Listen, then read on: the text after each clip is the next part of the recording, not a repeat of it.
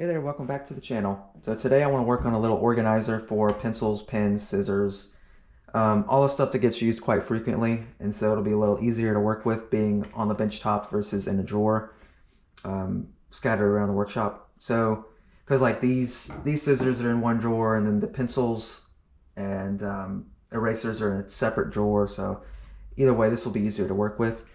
So I want to build this out of just some stuff I have laying around.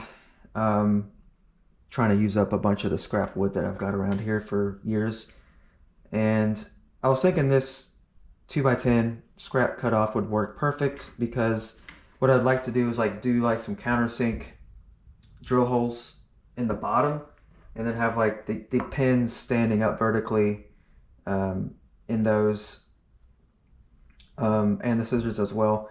Probably do like a raised portion here. It's not going to be quite this tall, but a raised portion to kind of catch the top of the pin or the top of the scissors to hold it in place. That being said, I'm not 100% like decided on how I'm going to move forward on this quite yet. I've been thinking about it here for the last few minutes, and so this is kind of like the initial idea. So the pins and pins will be in the back vertical, and then the pencils will just be up front kind of flat. And this is kind of like the overall layout that I was gonna go for here, and this board will be cut down a little bit, and then the scissors would be vertical as well. So this board is quite bowed, and so I'm going to take it through the planer to kind of fix that, mitigate it. And then, so we already kind of discussed, I've got these scrap pieces of sheathing that I painted for a project many years ago, and they've just been sitting in here. And so this could probably get used for like the sides here. So put like, it would only go like, I don't know, 3 inches deep, because we only have a few pins that I need to hold in this, so I don't need like half of this to be filled. You may not even understand what I'm what I'm going for here yet, but you'll see. I mean, this back section will be kind of raised, and there'll be a flat top, and that will be what kind of holds the pins from wanting to fall. But we'll see how that goes as I start cutting stuff and shaping it. The first thing I want to do is get this board here sent through the planer, and kind of take care of the bow that it has, because it's kind of bowed this way pretty bad. And then once we do that, I'll do a jointer on both sides to get rid of the round over. And at that point, I'm going to cut it down to the size that we need, which is going to be about 12 by 8. So cut it off 12 here, and then I'll cut it up, rip it down on the table saw here to about 8 inches or so. Other than that, there will be some sort of lip around here that I can that I'll put in place to kind of help keep pencils from like rolling off. So yeah, let's start moving forward, and I will decide on how I want to piece this thing together as we move. Probably some kind of handles on the side here just to easily move it around, that sort of thing, but we'll see. Let's get started on the planer.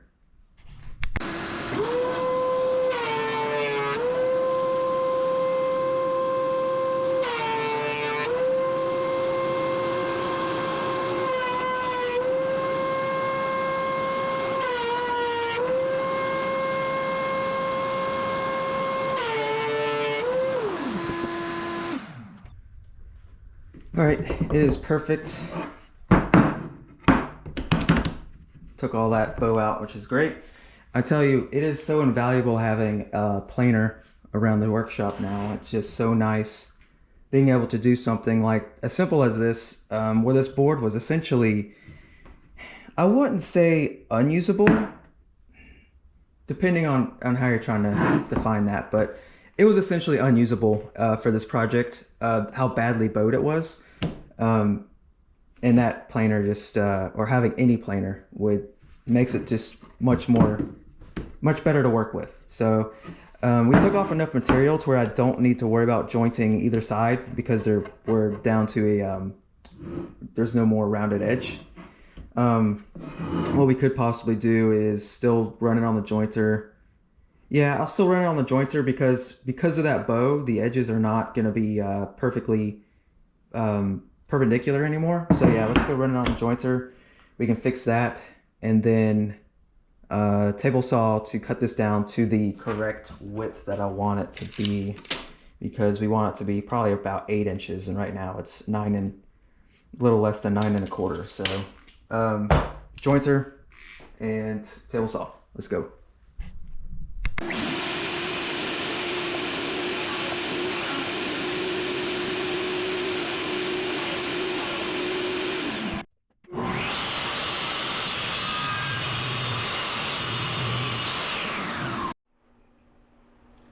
I swear, every time, without fail, every time I use that table saw, I forget to turn on the vacuum cleaner. Even though I hook it up, I forget to turn it on, and then I get reminded by all the dust flying in my face.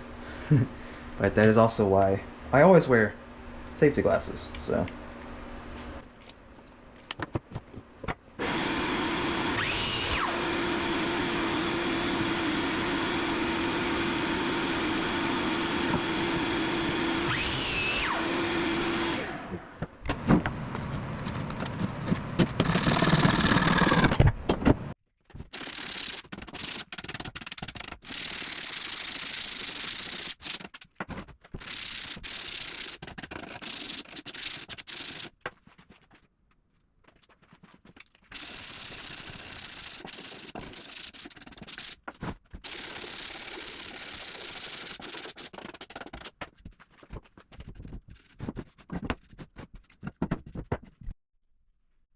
Alright, we got this down to size now.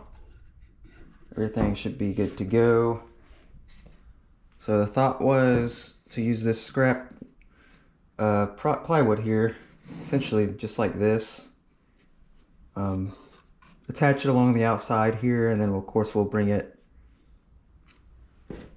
I don't know, 3 inches maybe at most in, to have like this area kind of boxed in.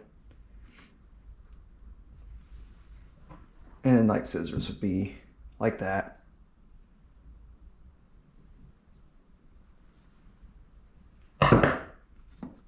So these are gonna have to get cut down a little bit depth wise, because this is gonna be taller than I want. I was thinking about 3 inches here, and this is 4 actually.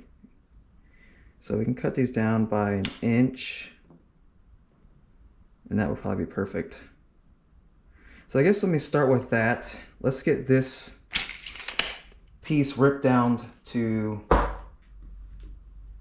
1 inch shorter than it is, or width-wise shorter than it is, and then probably go ahead and cut it out and kind of throw some pieces together to see how this is going to look, and make sure that's kind of how I want to do this. And then no idea what I'm going to use for the top. Maybe just 1/4 inch. I should have a scrap piece of 1/4 inch plywood.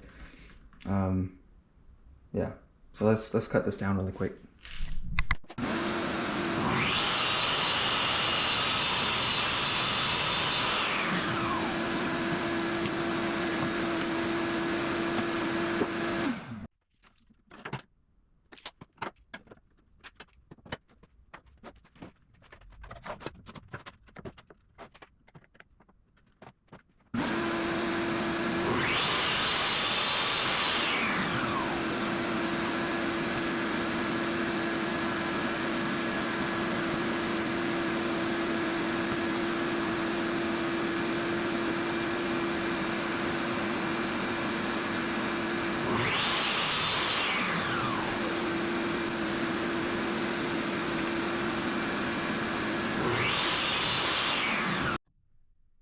So recently on the channel I showed building this miter gauge fence, which was pretty quick. It was on the video where I did a bunch of random projects.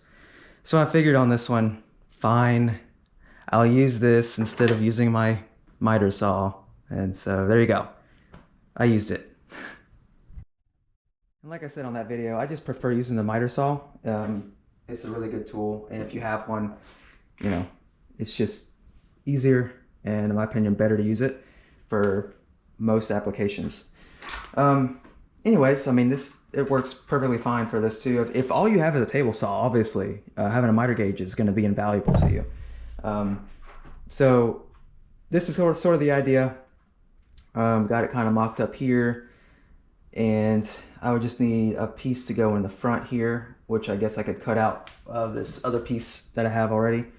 It would just need to be a little bit shorter width-wise.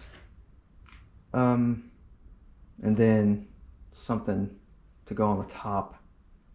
Let me go see what I've got. I think we'll just do 1/4 inch. I don't see any reason. I mean, I guess I could use this if there's enough of this material. Probably not. Once I cut the front piece off, it'd probably be not quite enough. But let me go see, and we'll kind of decide on what I'm gonna do for the top of this. All right, I found this scrap piece of 3/8 inch sheathing. It should be fine. It's a little bowed, but it should be fine for this.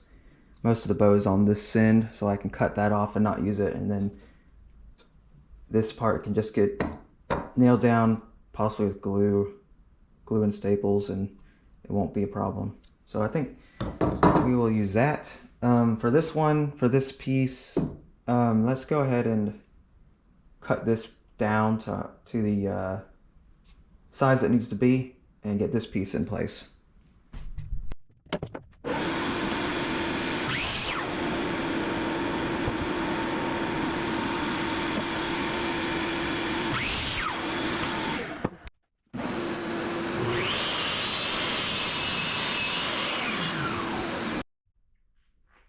That looks pretty good. Height-wise, I think that's good. And of course, this scrap piece would go here.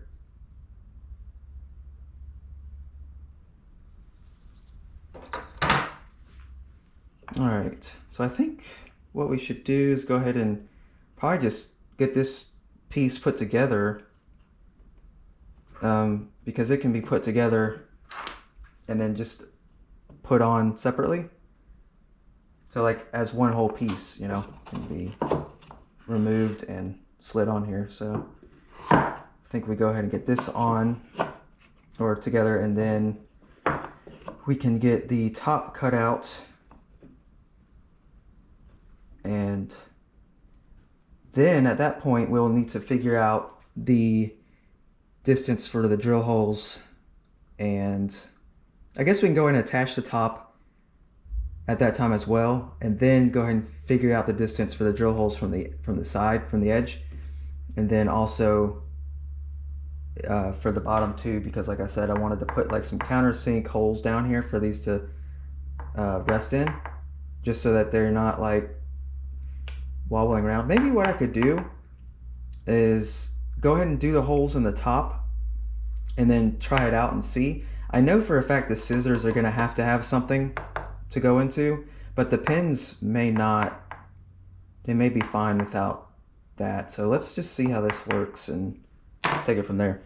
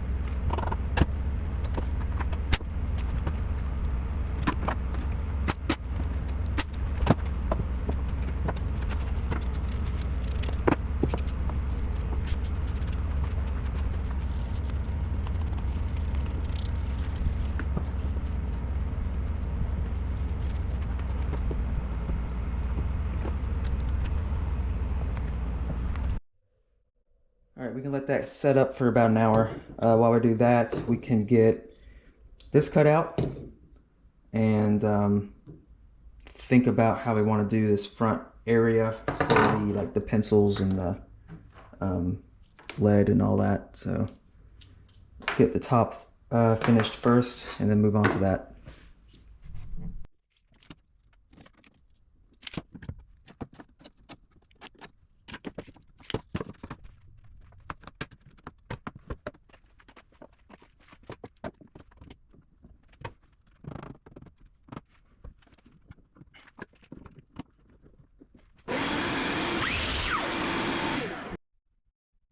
And to quickly explain what I did here, I've got this clamp set up here, which is super helpful for a lot of different things, but mainly what I use this for is like as a stop block.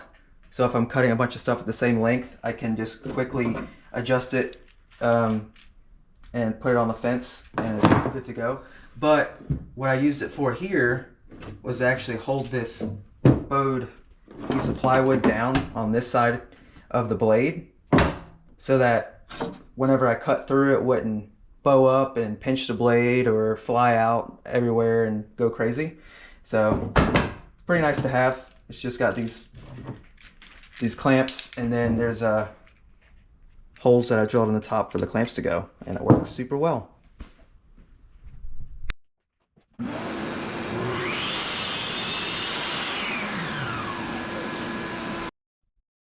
All right, almost everyone in the woodworking community probably knows about these.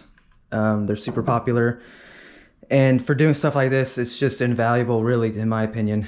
I feel like I keep saying invaluable a lot in this video, but yeah, for doing thin strips, I mean, it works extremely well, and it works a lot better than like a standard push block at just holding it in place and pushing it through. So if you haven't gotten one, you know, getting a gripper, I don't know how much they are nowadays, but $50, $60, $70 investment is going to be something that you're going to want to do for doing stuff like this, because this piece of plywood is so thin that this push block can't hold it down, not properly. And I had a push block that I was using for a long time, and you can do something similar, which is I made I think it was with a 1/2-inch piece of plywood, and it was essentially similar to this size, and I put a strip of sandpaper on the bottom, glued it to the bottom, and so I used that kind of like a push block for a while. But still, this gripper is going to be a lot better. It's going to be a little bit safer, and then it also holds both sides of the wood. So you see here, both sides of the wood are held and pushed along, so it just works extremely well for doing stuff like this, much better than push block by itself. So again, I just wanted to mention that because I think having stuff like this around the shop to do certain tasks is very important. You don't think about those things until you get into it, how well something like this works and makes it so much safer. All right, that fits good. And of course, we need to flip it this way. We don't want that nasty ink writing. Now this is high quality finished grade material here, so we got to make sure that the plain wood surface is facing up. Anyways, let's see, what do I want to do with this section? So thinking possibly doing like a plywood surround. It wouldn't even have to come that far up, maybe a 1/4 inch, maybe a 1/2 inch, I guess, just to keep stuff from rolling off and have just like a pocket to fit stuff in. So let me go get some more scraps, kind of mock some stuff up, and kind of get an idea of how I want to accomplish this part. All right, so we got this, which would be sort of about the height I would want, it maybe a little bit shorter, but this is just another scrap cut off from this other plywood that I'd already cut. So obviously that would line up perfectly. It would match up perfectly to like the side of this and look, you know, decent. I mean, I'm not really going for looks here. I'm going for something that's functional and gonna do the job. So I don't really care about how good or bad it looks technically, but it would match up to the side here and do pretty well. The other, I don't have enough of that material, this particular material, but I should have enough like just scrap 1/2 inch sheathing around here to do this with. The other option I was thinking about was something like this is like a scrap cut off from 1x4 or something, and this piece here is long enough to do the whole way around, and so it could be sort of like a fence that goes along the top like this, or maybe this way.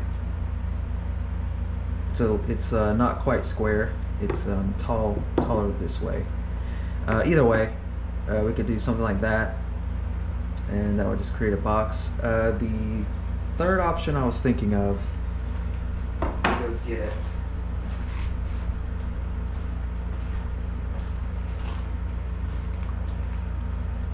The third option I was thinking of is this,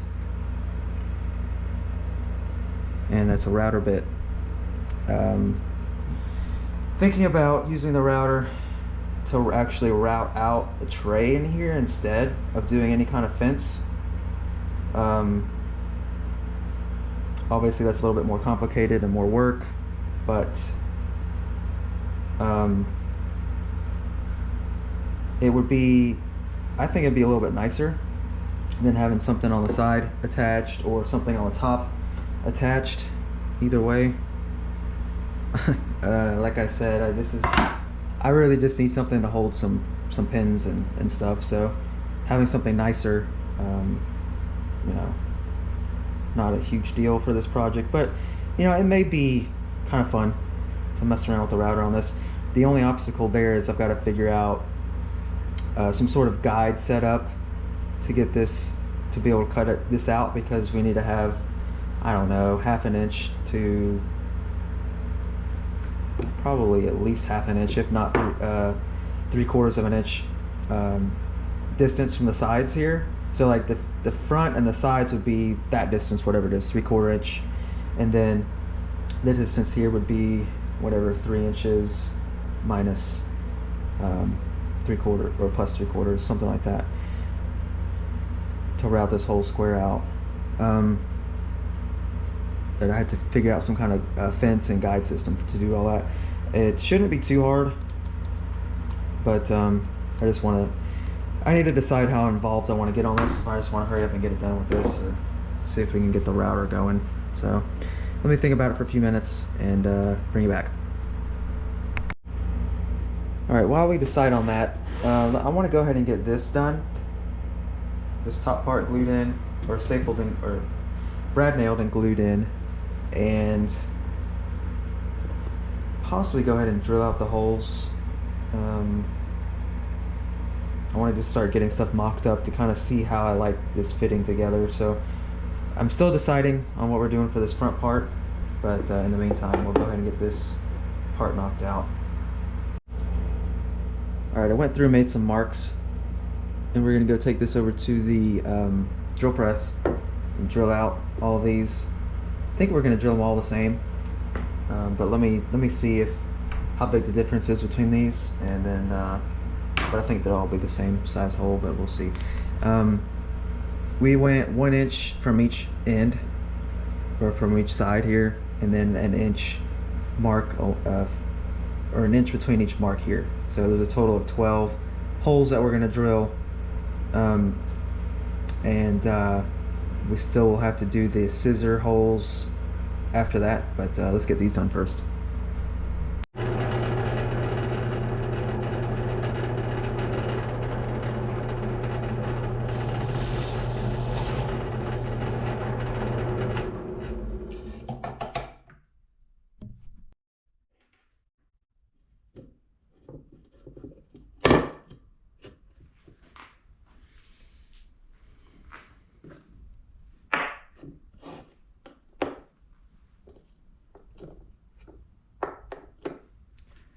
All right, that's just testing it with 1/2 inch. So I measured this. It's actually 1/2 inch. The Sharpie is, and I mean that seems good enough to me. I don't see any point in needing to you know, do anything else. I think that'll work really well. Let me see how it works for the pin. Is actually a little bit smaller. And so yeah, I mean, technically this is not underneath it, so this going down further than I would. Let me put this underneath it and see kind of a little bit better. Okay. So I mean, that seems fine. I don't see, I mean, it's not going to go anywhere. It can, the pin especially. Maybe I could do smaller holes for the pin, but actually I can't, because the grip is actually wider than the rest of the pin. Okay, so it would have to be like that. I mean, for the Sharpie, it's absolutely fine. It's perfect. Yeah, I mean, we're not really needing this to be perfect either. It's just to hold the pen in place. So really, it can move around a little bit, but it's not gonna matter. And this was just a scrap piece of wood. I wanted to test it out first and see if I wanted to use a 1/2 inch or 5/8 inch hole. And so I think we're gonna go with the 1/2 inch. It seems to work pretty good for these, and call it good.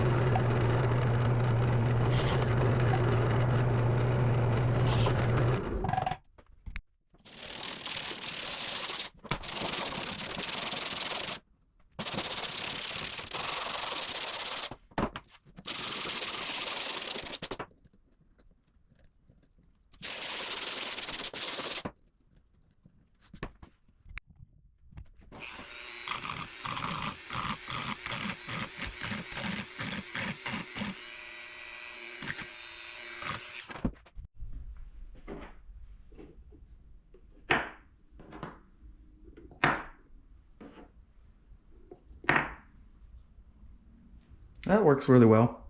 I like it. No need to do anything else on the bottom piece. I think this is going to be more than good enough for what I want. And I went ahead and marked for where the scissors need to get cut out. And so they should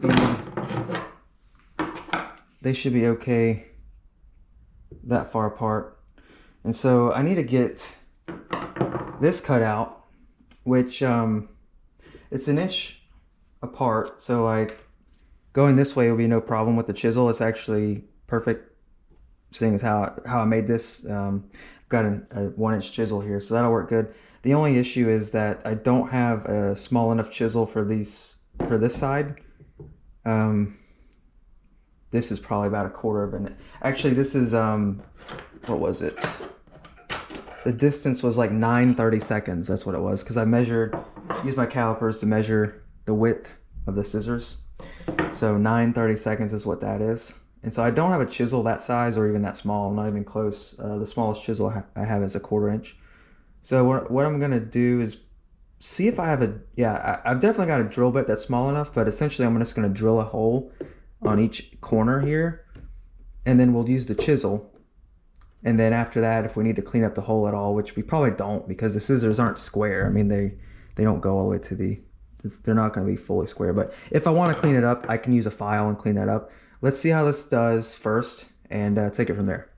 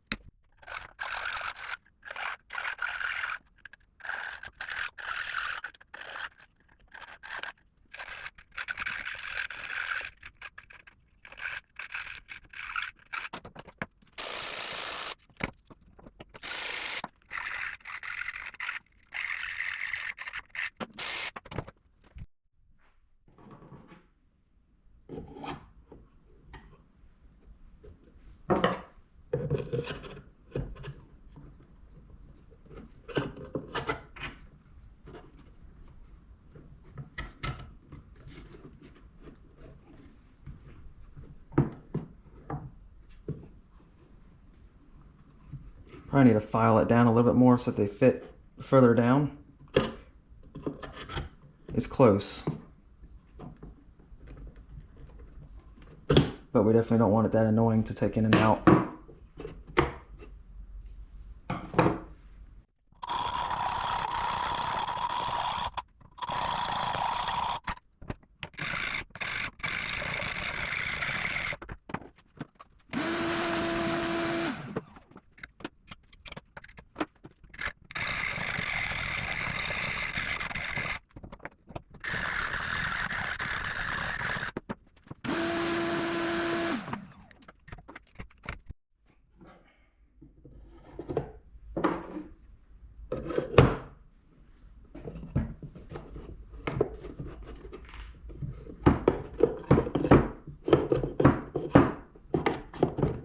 That works really well.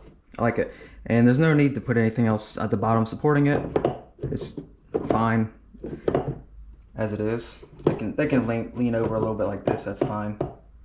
That works really well. I still have some space over here for something.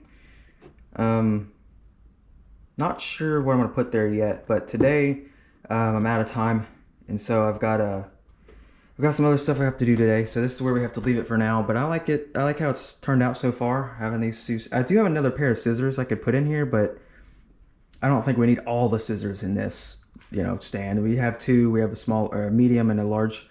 That's good enough. I don't need everything here. So with that said, I'm gonna bring you back when I get back to this, and for you that'll be, obviously a couple seconds from now. So yeah, we'll pick it up then.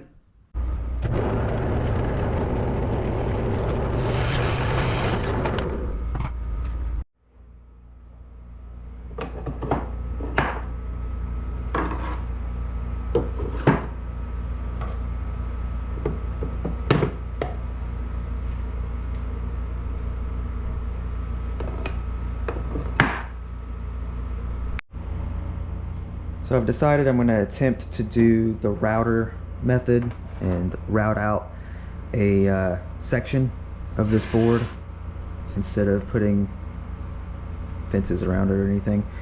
I think it'll be a lot nicer that way, since how this board is already, how thick it is and whatnot. So in order to do that, I need to make a router template, which I have here, and I've just drawn my lines on here, and now I need to cut this out manually with probably a jigsaw, and as straight as possible.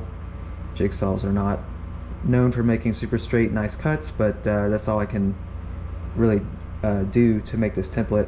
So we'll do this with the jigsaw carefully and sand the edges to make them mostly flat and straight. This is not something that's going to be a showpiece or something that needs to be perfect. In fact, I've said this before on my channel, I don't strive for perfection in pretty much most of my projects anyways, and so this will be pretty good and more than good enough for what this is going to be. So let's get started on this. Probably start by drilling out the four corners, and then we'll get the jigsaw.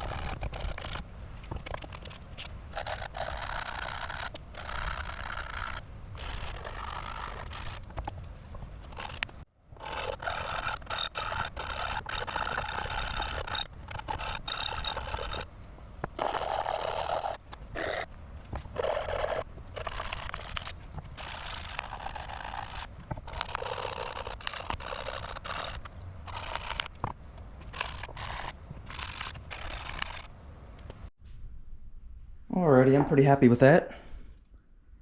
It's pretty good, decently straight. I got a little ahead of myself and I only did the one pilot hole at first. I was planning on taking my drill out there to do the other three because it's a little bit easier with the drill. With how I have a piece of wood clamped on the bottom of the drill press over there, and so it's just easier with something this big. It was easier just to do the one. I guess I could have done the other side too, but it was just easier just to do the one on that, and then do the rest with this hand drill. The only downside to the hand drill is you have to go a little bit slower and just be a little bit more careful to avoid super bad tear out. As you can see here, there's no tear out on the bottom of this, so you just have to go really slow, and you just kind of have to go in a circle motion, like wobbling a little bit very slowly, and it'll cut out very nice holes by hand like this. But at any rate, the reason I got ahead of myself was as soon as I started getting stuff set up out there, it started sprinkling, of course, and so I was like, oh boy, now I gotta hurry up and go before it starts raining. And now 15-20 minutes later, now that we're back inside, it's completely sunny outside again. But so luckily, you might have seen maybe a few drops in the video, but it did start sprinkling a little bit, but not too bad. So anyways, that's why this one corner ended up being a little bit of a pain, because I didn't have it drilled out. So I had to kind of, use the jigsaw to make the turn. It's a little bit messier that way slightly, but I mean, it's not a big deal for what we're doing here at all, because this is just a template. So worked out good. And then we just cleaned it up a little bit with the file. The corners really were the main part that needed it. The cross cutting on the jigsaw is a little bit messier than the ripping cuts.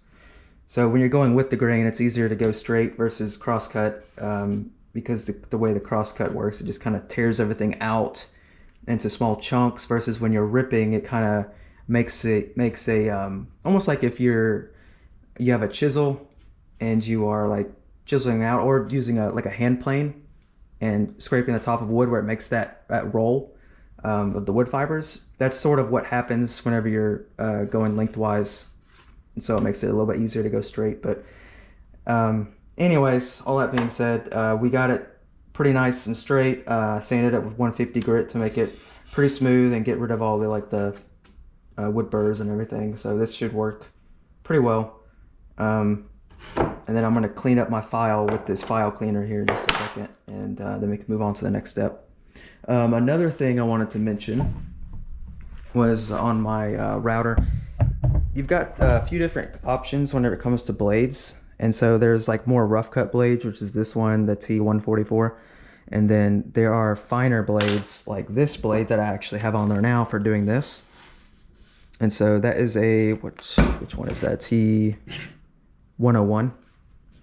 So I've got this big blade set, and they come in handy for doing different things. But essentially, if you want to have a cleaner cut, you use the higher tooth blade, and then you just won't be able to go quite as fast. But for what we're doing here, I was not going to go fast anyway. So take your time, and you can actually do some pretty decent work with the jigsaw if you take your time and go slow and steady. So that worked out good enough for this. And so now let's move on to the next part.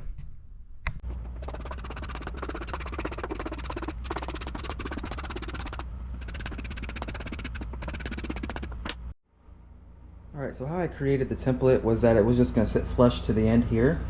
So that was going to be the distance that needed to be from this side. And then that side, it just doesn't matter, as long as it was big enough to cover the whole piece. And then I put a center line here on both the actual piece and then the template, and made sure it was very close, as I could really, to being even on both ends. And so now we're gonna cheat a little bit. What I mean by that is I'm gonna drill, or I'm just gonna attach it to the wood, attach the template here with 2 screws. Typically, you wouldn't do that because, you're screwing into this board. So if this is something that, you're seeing the whole face of, you're gonna have screw holes in it. But for our situation, it's going to be covered by that box, so it doesn't matter. And so it's just a little bit easier that way versus trying to do double-sided tape. And also, I can't find my double-sided tape right now, so that's the other reason. Anyways, we're gonna do that, and then essentially this will be ready, and then this template and the workpiece can be clamped down together, and then use the router inside.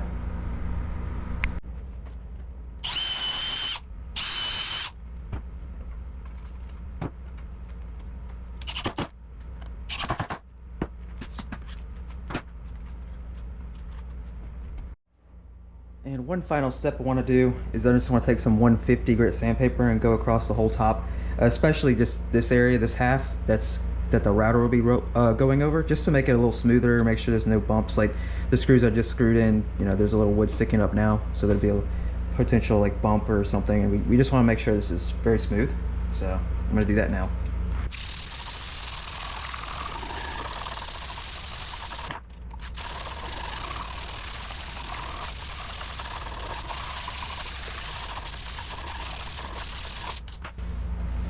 And that should be good enough. All right, I think I'm just about ready to start using the plunge router on this. And so what I've done, so this edge needed extra support, because if I didn't put this block here, it'd be very difficult to keep the router, you know, squared up with such a small edge.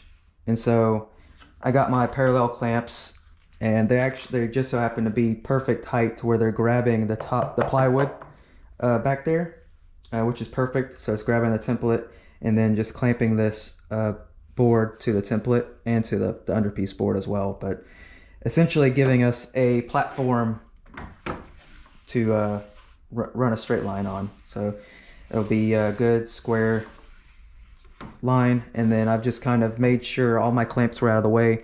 Like for this corner, we'll have to turn this way a little bit, otherwise the clamp will get in the way, but that's no big deal. So I was just getting the clamp as close as possible. And so basically we have this, most of the front will get done. I can't get the entire front done because I've got this other clamp here that has to be here. And so it's kind of in the way. But what we'll do is we'll get about 3/4 of the front done. And then we can get this whole side done, and then the entire back will get done. And then at that point, we can stop and we can shift the template, everything to basically turn at 90 degrees, and then we can clamp in a different location and get this side and the rest of the front done. So that's the plan. Let's start it. I've also got the guide bushing in there. This is a Bosch kit. That I'm sure everyone has, well, it's pretty popular, this Bosch kit, and so it's shown all over the community and everywhere. But you can get that kit and basically get these template guides to fit into your plunge router. And so I've got that in there. I already centered the base with the centering cone, and now I've got the bit. I've got that 3/8 inch spiral bit. It's an upcut bit, and it's in there. Ready to go. The other thing that I did was I set the depth gauge. First of all, we're at 0, which is where we want to be because the bit is right at the end of the collar here. So basically going down any further will start cutting into the wood. So we've got that set on here, and then that basically when we start, I'm going to move this, and basically now we're ready to go. So all I have to do is plunge down, and we'll go down by that increment of 1/8 of an inch into the wood, and then we can do maybe one more. I'm not sure if that will probably be enough, but we'll see. But at any rate, this will plunge down into the wood. And so right now I can't actually plunge down because I'm hitting the wood. Hopefully you understand. So basically 0 means I'm not hitting the wood right now, and then changing that and going down would be drilling into the wood. Okay, so this is all set, and I have also just kind of, like I said, I've guided this around, made sure that it's smooth and fluid going through here. and not getting hung up on anything, and just making sure that it seems like it's going to work. One thing I'll note too is like you can cut in the middle if you want now, or you can wait until, like, basically the edges are the most important part right now, is getting the edge done, and then once that's done you can just route out without the template the center part. So it might be a little bit difficult because of how wide this is to get all the center stuff done with the template in place, because as you can see it's kind of difficult to keep it from kind of wanting to fall off. So what I'm probably going to do is just do the outside edge, and then I'll come back and clamp this down to the workpiece and do the rest without the template over it. So at any rate, let's get started.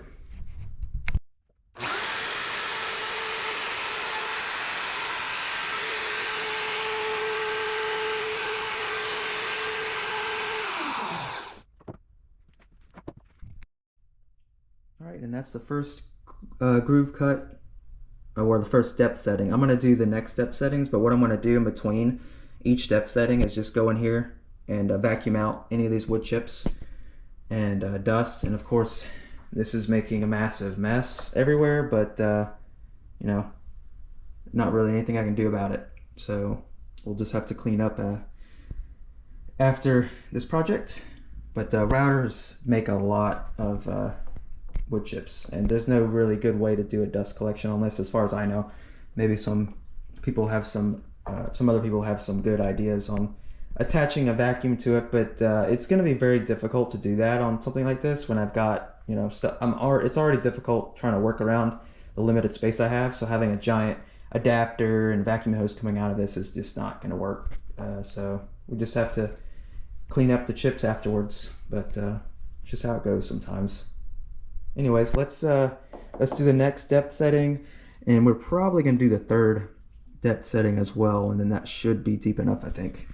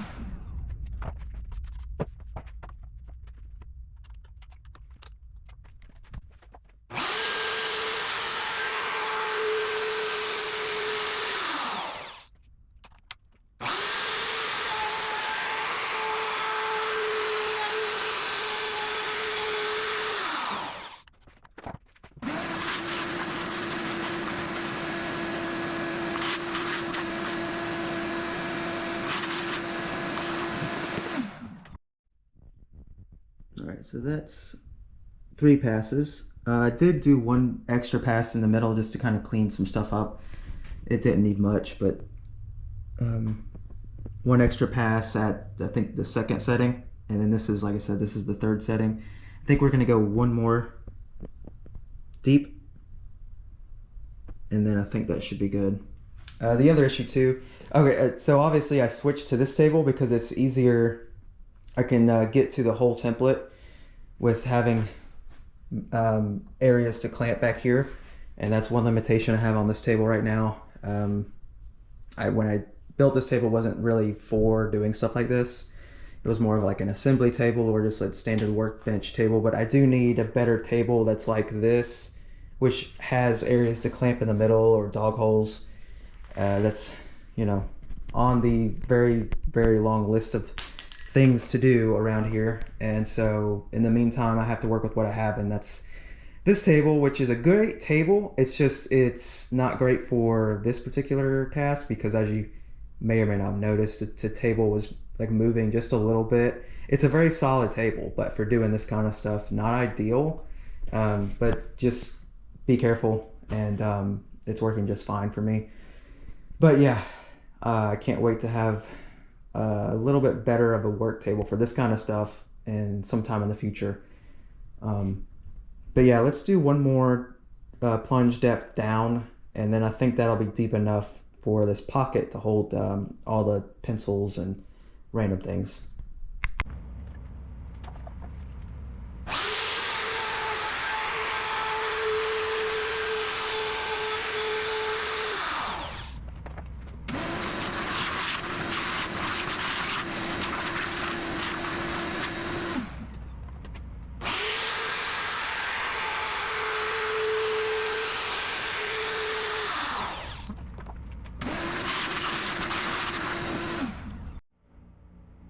I'm happy with that. It looks really good. The depth is good. So that's going to work good to hold the pencils and random things in there. So that's great. And of course the corners are round because round bit. So if you absolutely had to have square corners, you would come back with a chisel to do that. I don't need square corners, so that's going to be fine. What I'm going to do now, I'm going to go ahead and try to cut out the middle and see how good it does with the template on here, and go from there. If it starts getting too annoying to deal with, I'll just take the template off. But for now, we've got to go address the typical issue, which is this is absolutely packed to the top and overflowing to the garbage can. So let me do that, and then we can get started on that, because the amount of chips and stuff that come out just from this portion alone was a lot, and there's a lot more wood in the center to do. So I need that dust collection up and running.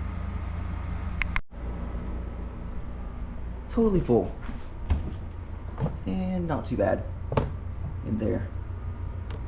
So I like to keep this as cleaned out as possible, just to keep as much out of here as possible, so that I don't have to buy filters as often. I try not to let it get this full, but sometimes you just get busy and don't think about it and forget to check. But essentially I randomly look over here to see if how full it is. You can kind of tell by how much is happening in the little dust funnel there. But essentially, this is not a big deal. It's why I have such a big shop vac too. This is a 16 gallon, and so just in case if I do get really busy into a project, or like if you're planing or jointing or whatever, like it's just sometimes difficult to just stop right in the middle of a project if your small 5 gallon dust collector gets full. So having the overflow into this trash, or into this 16 gallon is nice, and just keeping as much out of there as possible is good, so I don't have to replace the filter but like once a year. In the future, it'll be nice to have an actual like true dust collector with like the 4-inch hose and all that, but A, I don't really have the budget for that right now, and B, I don't really have the space. I could make space if I absolutely had to, but essentially what I've got now works, and it's not a high priority for me to get a pure dust collector setup, but it will happen. Just it's gonna be some time. Anyways, let me get this dumped out, and we're gonna move back over here.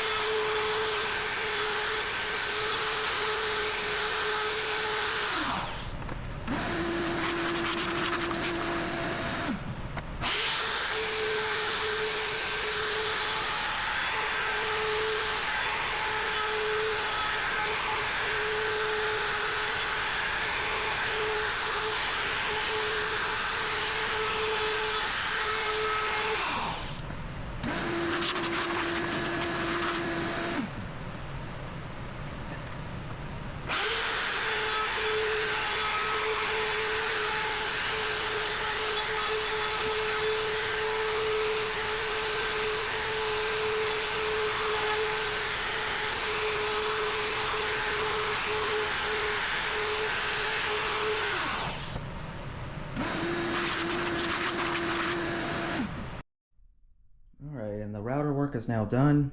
I'm gonna have to take the chisel and just clean up a little bit down at the bottom, but it's mostly pretty good. And before I do that though, I'm gonna clean up this massive mess. Wood chips are everywhere and I don't like it.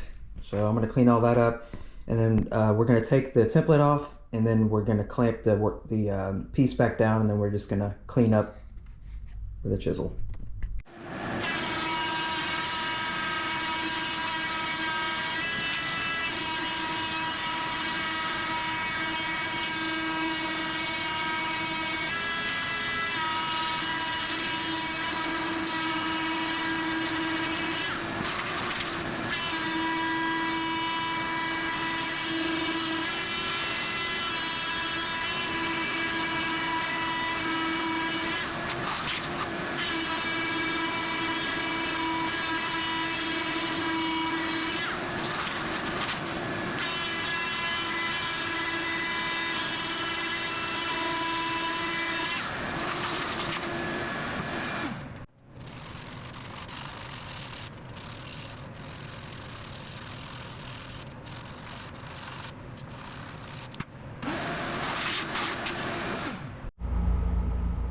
Alright, I got the sanding done. Basically, I needed to flatten and make the bottom nice because there were just a few like grooves and stuff from the router, and this tool made it really easy.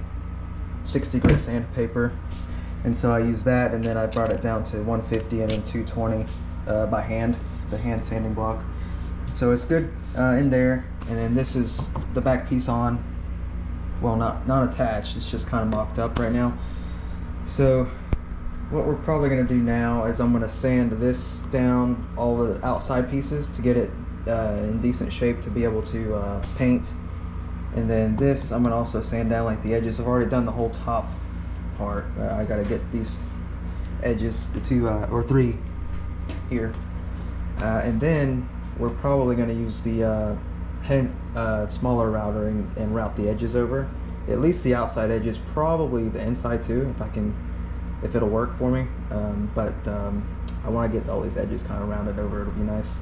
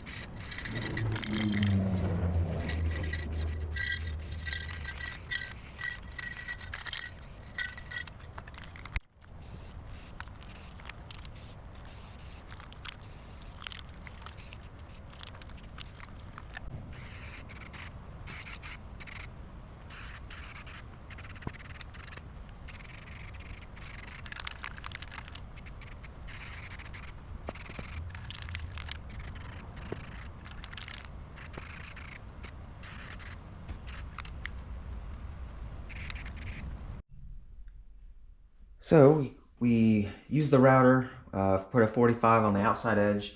The inside edge, it just wasn't quite deep enough for me to use the router on, so I just got my Dremel tool out and just rounded over the edge with that manually.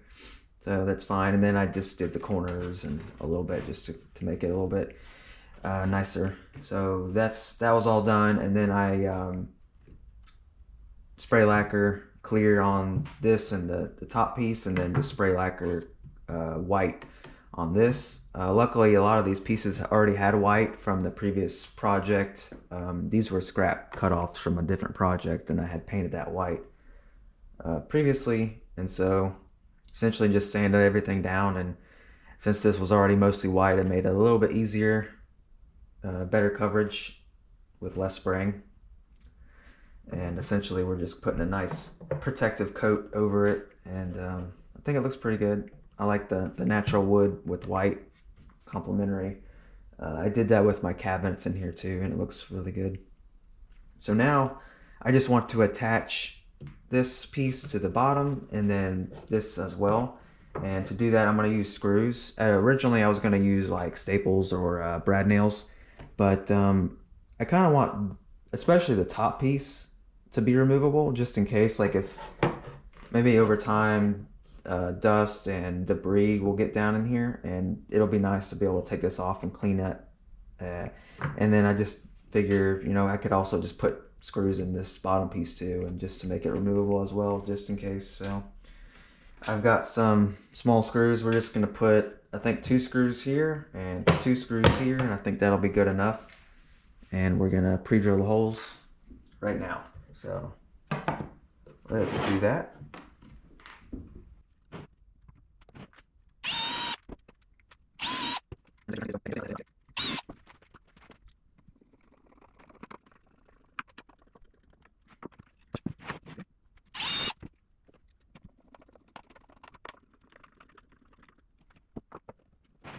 So this piece I'm going to want to clamp down so it doesn't move. The bottom piece was actually pretty tight already how it was fitting, so I didn't need a clamp, but I'm going to get a clamp on this.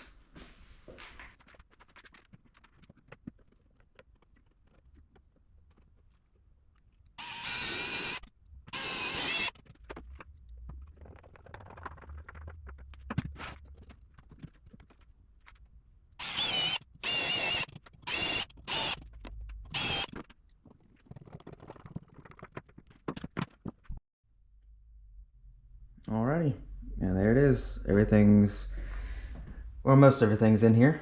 Fits perfectly. The depth of this is perfect. Worked out pretty well. I added the flashlight holder over here, and then there's plenty of holes. I think 12 holes. Yeah, 12 holes total for pins and random things. I put like this paint can opener in here, which gets used often, so I mean that works out. The scissors work great in here, and so and then, you know, this is mostly stuff that gets used often, like I was saying before. So anything that gets used quite often, and you know, the razor blade gets used all the time, so it's just easier to have out. I don't think any handles are really necessary. I mean, if you go to move it, just pick it up by the back. Easy enough. And so now I just got to decide if I want this on this bench here or my other bench over there. But either way, I'm really happy with how that turned out. It looks pretty good. I mean, I just put it together with scrap wood. I mean, this is sheathing. It's not even cabinet grade or nice plywood. So it's still, I mean, it looks good enough, and it's going to work perfectly fine for what this is. And with that, thank you guys for watching. Hope you enjoyed, and I will catch you on the next video. Take care.